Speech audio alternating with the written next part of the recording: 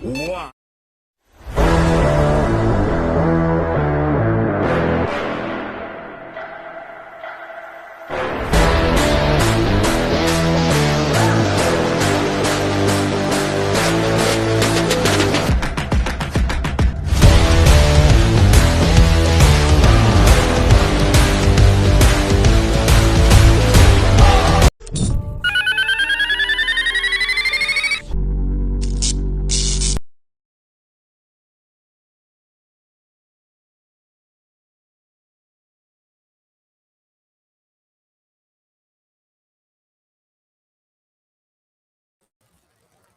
Eh bien, salutations tout le monde. Donc, nous sommes maintenant dans le 8e épisode de la 6e saison du podcast Le Match Ultime. Et oui, 8 épisodes, donc dans la 6e saison, c'est vraiment très bon. Donc, c'est vraiment incroyable suite à tout ça. Donc, pour ceci, on passe maintenant à l'invité de l'épisode. Fait qu'on y va.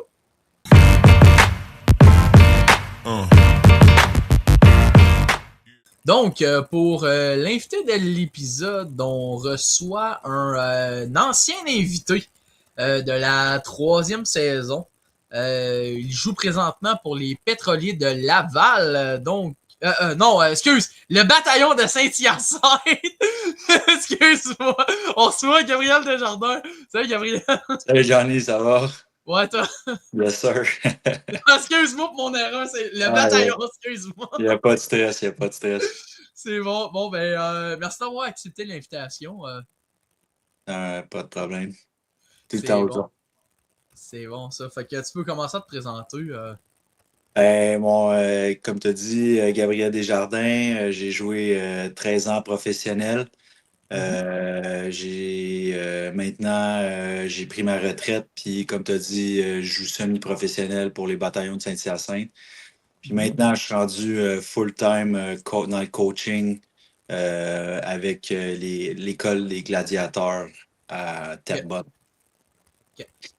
Je vais y aller pour la première question. Je sais que tu es maintenant coach pour les gladiateurs de Terrebonne. Est-ce que c'était quelque chose dont quoi tu t'en attendais? Tu sais, c'est sûr que au début, quand que je parlais avec ma blonde de prendre ma retraite, je savais pas trop où je m'en allais. Mais Ok. le propriétaire de l'école des gladiateurs, David Brunet, m'avait parlé là, une couple d'années, puis il me demandait si je serais intéressé à joindre son équipe pour full-time. Puis ça a été quand même facile comme décision. Écoute, David, il a une méchante tête ses épaules. Il sait où il s'en allait, j'aimais sa vision. Puis ça a été vraiment facile pour moi de prendre la décision d'aller avec lui dès le début. On a tellement plein de choses qu'on fait durant l'hiver. On a une ligue privée.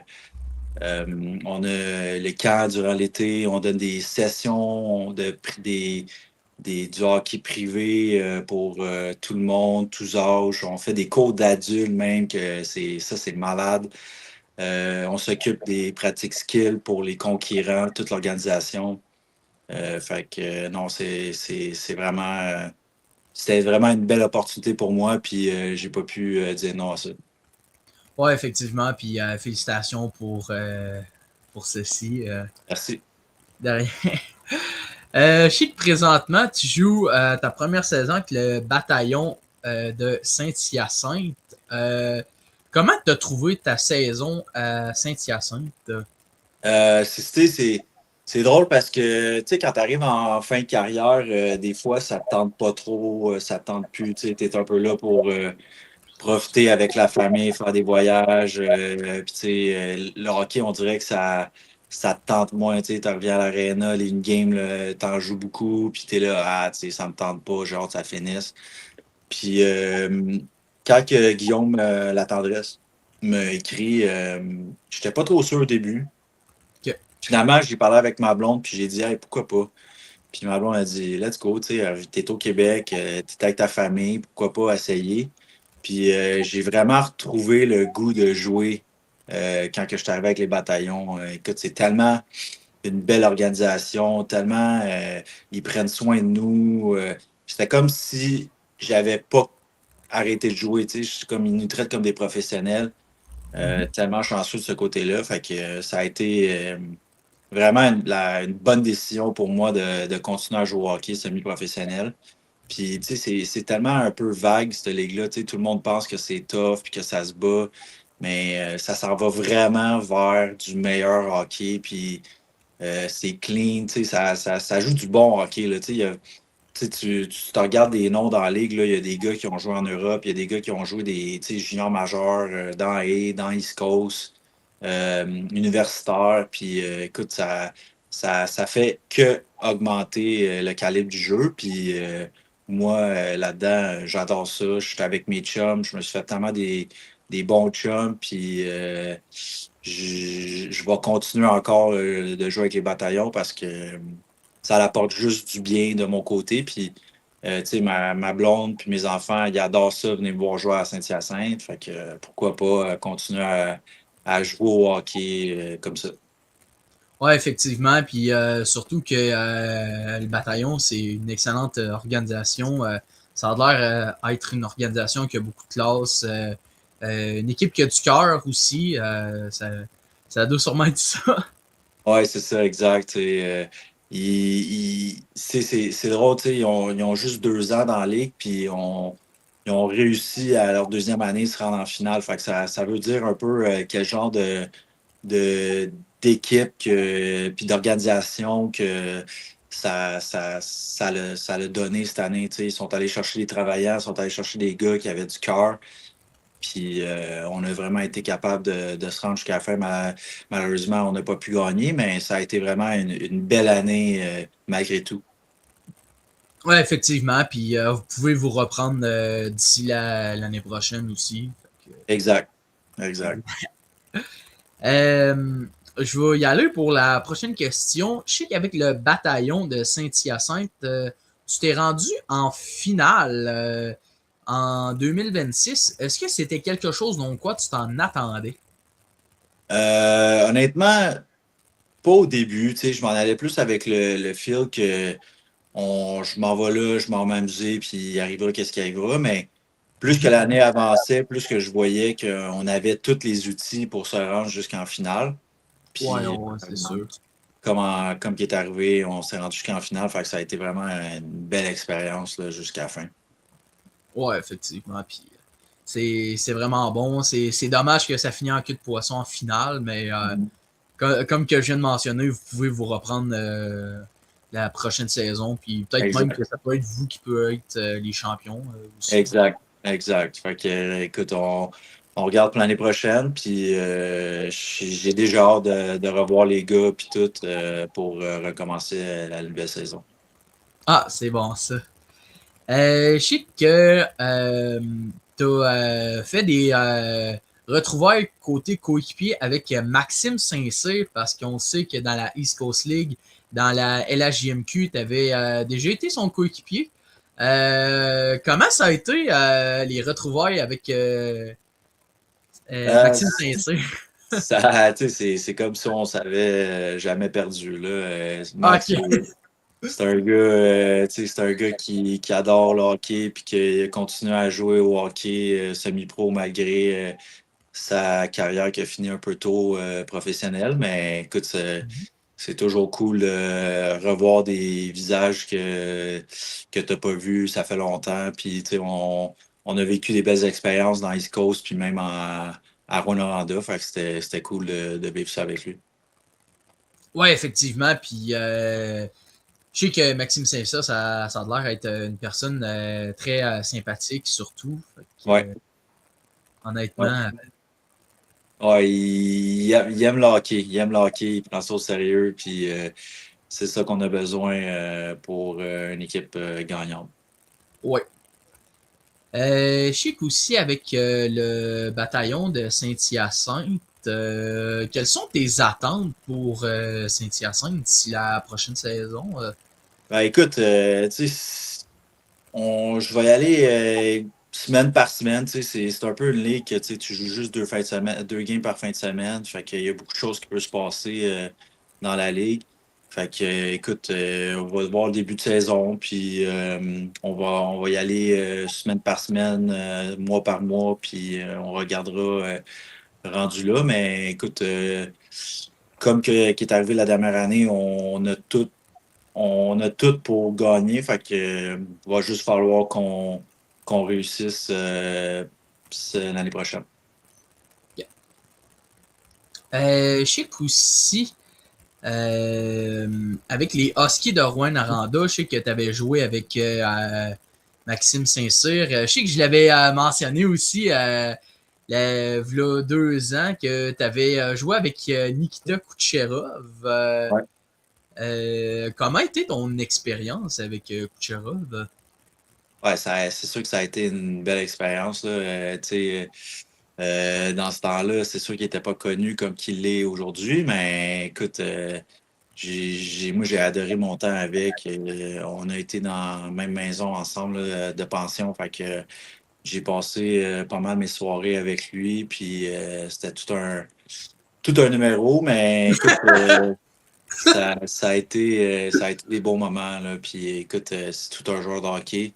Fait que c'était sûr qu'elle allait se rendre en NHL, mais au point qu'il est en train de dominer comme ça la NHL, c'est assez impressionnant.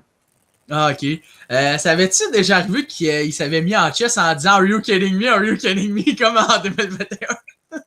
Ah, ça, je m'en rappelle plus. C'est sûrement. Non, C'est non, je sûrement. voulais juste dire ça un petit peu.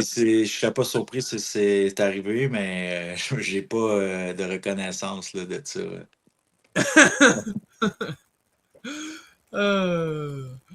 Euh, sinon, je sais qu'aussi, tu avais joué aussi avec Nathan McKinnon, Jonathan Drouin aussi avec Halifax. Est-ce que tu avais eu une meilleure expérience avec Kucherov ou avec McKinnon? Ben, c'est sûr que Ouais. c'est deux expériences complètement différentes. Tu sais. McKinnon puis Drouin, c'était leur première année. C'était plus, admettons, je les prenais under my wing, là, comme on pourrait dire en anglais, Ouais, ouais, ouais, c'est tu sais, ça. que tu essaies de leur apprendre des affaires, mais en même temps, ça glace, tu es tellement à un autre niveau, il était tellement fort. Puis Kucherov, ben, tu sais, il avait déjà de l'expérience dans le junior majeur, il était un peu plus vieux. Fait que, tu sais, c'était un autre genre d'expérience, mais des deux côtés, ça a été deux super belles expériences. Oui, puis surtout que ça fait quand même drôle que tu aies joué avec deux super vedettes qui ont remporté une Coupe Stanley, genre 1 an après, puis surtout qu'ils se sont affrontés en finale. Ça a quand même été drôle, Ouais, pareil. c'est vrai, c'est quand même drôle. C'est drôle, mais tu sais, on dirait que je vois pas ça comme ça. Puis, tu sais, le monde tout le temps, quand je leur dis que j'ai joué avec ces joueurs-là, tu vas mais tu sais, moi, c'était un gars de mon équipe, puis j'avais du fun avec ces gars-là, puis ça a été des belles expériences. Oui, effectivement, puis ça me surprend pas. Mhm. Je sais qu'aussi, tu avais été dans la East Coast League avec les Comets, si je me Ouais, trompe pas. ouais. Comment était ton expérience avec ceci? Ça a été mes meilleures années quand que j'ai joué avec les Comets de Fort Wayne. Là. Ça a été des très belles années pour moi, côté euh, d'un point, côté succès pour moi-même, côté pour l'équipe. On s'avait rendu jusqu'en demi-finale. On avait perdu contre les Eagles du Colorado dans ce temps-là, qui était une équipe d'East Coast. Ok. On s'avait rendu jusqu'à la septième game en overtime. On avait perdu, mais ça avait été c'est des good memories, qu'on pourrait dire là, en anglais. Puis même en plus, cette année, je retourne là-bas pour commémorer je pense que c'est 50 ans d'existence parce que j'ai été MVP une des années. Fait qu'il ramène toutes les MVP Ah, ok. des années. Fait que ça va être une super belle expérience.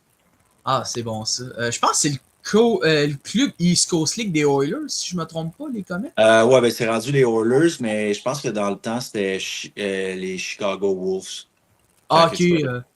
Ouais. Ah, ok. Dans le fond, c'est genre affilié avec les Condors de Bakersfield. Non? Exact. C'est ça. Je sais qu'aussi, tu avais été un peu avec le Rocket de Laval. Ouais. C'était comment ton expérience suite à tout ça? Ça a été une super belle expérience. Écoute, cette histoire-là est un peu.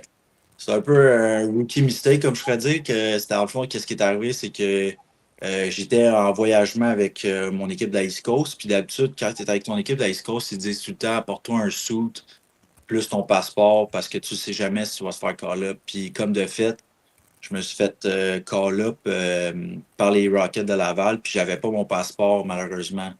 Fait que j'étais aux États-Unis, fait que j'ai pu jouer avec les Rockets aux États-Unis leurs 2 games qu'il y avait. Mais après, quand ils sont revenus au Canada, malheureusement, j'avais pas mon passeport. Fait qu'il a fallu que je retourne à Fort Wayne. Puis ils ont décidé de pas me rappeler après ça. Ok. Je sais qu'aussi, sinon, avec le bataillon de Saint-Hyacinthe, est-ce que tu t'entends avec tous les coéquipiers ou Ouais, ben oui, j'ai une super de belle connexion avec tout le monde, là. Écoute, c'est comme je te dis, il y a tellement, c'est tous des bons jacks, c'est tous des gars qui sont là pour avoir du fun, puis gagner. Fait que, écoute, tu sais, tu gagnes, tu perds, t'es dans la chambre avec les boys après, tu prends une petite bière, tu jases. C'est ça qui est le fun, puis c'est ça qui rend que, tu sais, ça donne le goût de gagner. Tu te mets tellement chum avec ces gars-là que tu vas aller à la guerre avec ces gars-là, puis t'espères gagner les honneurs. Ah, c'est bon ça. Quel joueur de la Ligue nationale de hockey dont qui tu te compares? Bonne question. Euh, Ça, j'ai tout le temps aimé le style de Joe Sakic, tu sais, un gars tu sais, il est bon défensivement, offensivement, il va t'en scorer, mais il travaille beaucoup, il travaille fort. Il va tuer des punitions, il va être sur pipi, il va jouer des grosses minutes. Fait que c'est sûr que je regardais un peu son style quand que j'étais plus jeune, puis je tripais sur comment il jouait, puis j'espérais jouer comme lui. Fait que c'est ça. Ok. Qu'est-ce que tu aurais dit au Gabriel Desjardins il y a quelques années? Fait que j'aurais dit arrête de te blesser, puis fais tes rehabs, puis fais tes étirements avant tes workouts, après tes workouts. C'est tellement important, c'est tellement l'affaire que tu sais, ton corps, c'est une machine, hein. Fait que c'est comme si tu mettrais pas de l'huile dans ton char, ben à un moment donné, ça va arriver que ça va péter. Fait que c'est un peu ça, tu sais, quand t'es jeune, tu vois pas les choses passer, puis tu penses que tout est correct, mais ça arrive des fois que, tu sais, j'ai eu beaucoup de blessures dans ma carrière, fait que ça a fait mal, peut-être à mes chances de percer puis jouer un jour dans la NHL. Ok. Je sais que présentement, tu joues aussi avec Samuel Loisel. Ouais.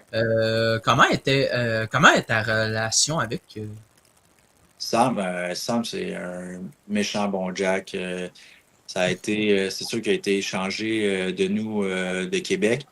Fait qu'on a juste joué une couple de mois ensemble, mais ça a été super de bon temps avec. Écoute, bon Jack, tout le temps prêt à parler, tout le temps prêt à aller à la guerre sur la glace. Fait que j'ai rien de méchant à dire de ce gars-là. C'est tout un bon Jack. Oui, effectivement. Puis je sais que je l'avais reçu en juin dans la sixième saison. Puis honnêtement, j'ai adoré l'expérience avec. Exact, ouais. Vraiment mon gars. Oh, ouais. Quels sont tes projets futurs avec ton coaching avec Terrebonne? Ben, je te dis Terrebonne, mais c'est dans le secteur de Terrebonne, la Chinette, tout ça. Fait que tu sais, c'est vraiment juste l'école des gladiateurs. Fait qu'on, tu sais, on est à Terrebonne, on est à la Chinette, on est à La Plaine, on est un peu partout dans ces coins-là. Mais OK. écoute, moi, c'est de continuer là-dessus, continuer de, tu sais, j'aime ça, coacher les jeunes, puis essayer de leur montrer tout le vécu que j'ai eu dans le hockey, puis essayer de leur donner les bagages que j'ai accumulés durant toutes ces années-là. Fait que j'espère continuer longtemps. Puis, tu sais, le, moi puis David, on a tellement une belle chimie ensemble que j'espère continuer avec lui puis continuer à grossir pour l'école des gladiateurs. Quel type de coach tu te compares avec les gladiateurs? C'est sûr que je suis un gars assez technique. J'aime ça, tu sais, décortiquer le mouvement que je vais montrer aux jeunes. Des fois, tu sais, ça peut sonner un peu fatigant, mais j'aime ça. Tu sais, je suis un peu perfectionniste. Fait que quand que je vais demander un mouvement que je le vois pas, ben, tu sais, je vais redire, puis je vais redire encore juste à temps que ça revienne. Fait que tu sais, je pense que je suis quand même, tu sais, je suis à l'écoute, j'aime ça apprendre. Tu sais, David, il y a tellement de vécu là-dedans, puis il m'amène tellement de bagages, fait que je pense que j'aime qu'est-ce que je vois de moi-même, I guess que je pourrais dire. Puis ça s'en va juste vers le haut. J'ai juste des bons commentaires, fait que ça a continué de même, puis voir pour le futur.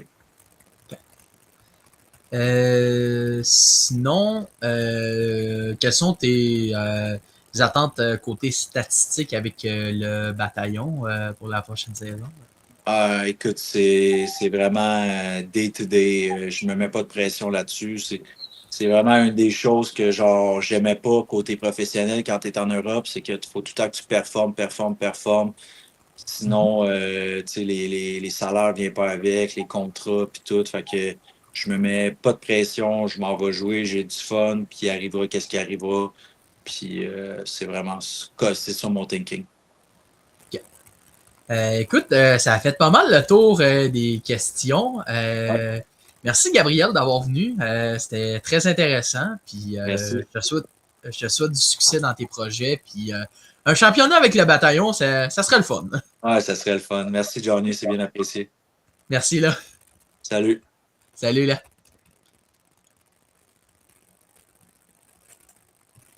Bon, c'est déjà la fin du 8e épisode de la 6e saison du podcast Le Match Ultime. Donc, un épisode très intéressant. J'ai vraiment adoré l'expérience. Je tiens aussi à vous mentionner que le prochain invité va être demain avec Damien Bourdon Lemoine. Donc, lui aussi, on était censé l'avoir, mais il y avait eu beaucoup d'imprévus. Mais on va le recevoir demain soir. Donc, pour ceux qui ont adoré cet épisode, n'hésitez pas à lâcher un like. Abonnez-vous à la chaîne YouTube le match ultime, la page Facebook et la page Instagram. Et on se dit à demain pour le 9e épisode. Ciao!